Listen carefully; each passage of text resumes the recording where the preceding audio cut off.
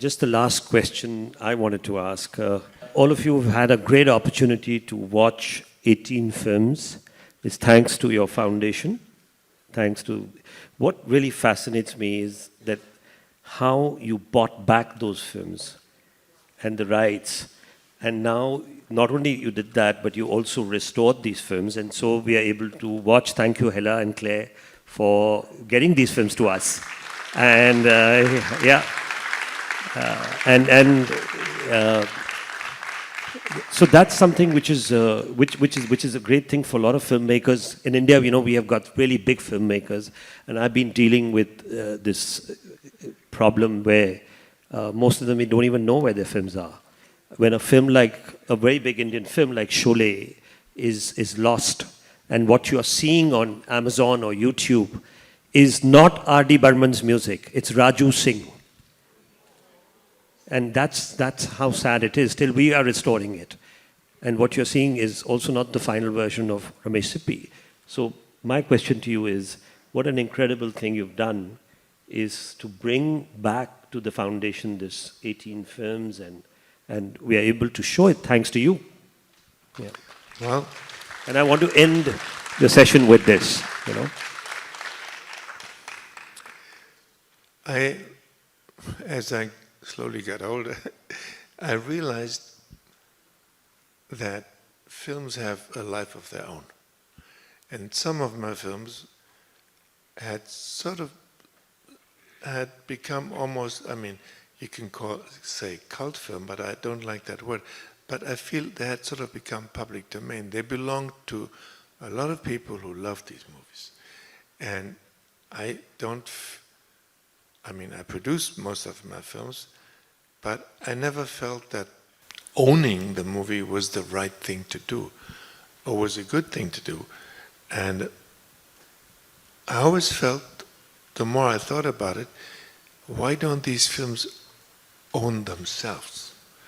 And is there a way that the films could be their own masters and not be owned by a library or by a streaming service or by some producer or some entity, but is there a way that films could own themselves? And then the idea of a foundation came up.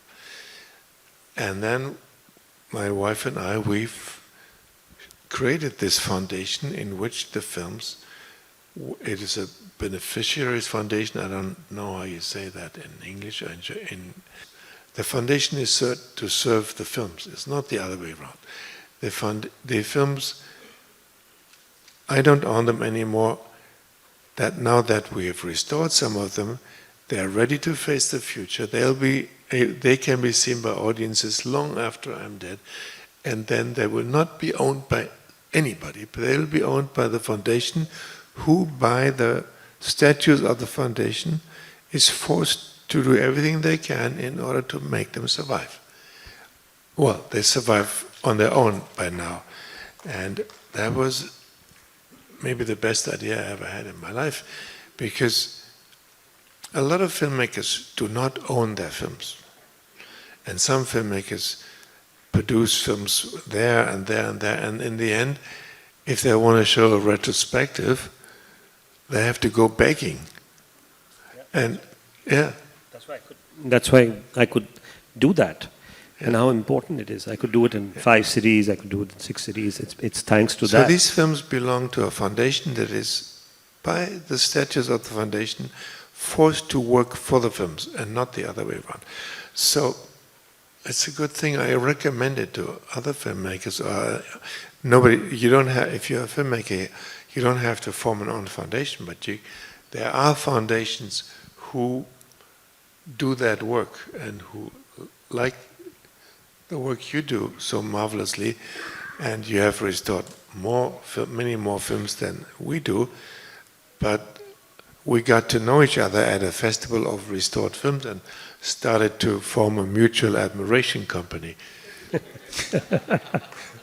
So he does amazing work, and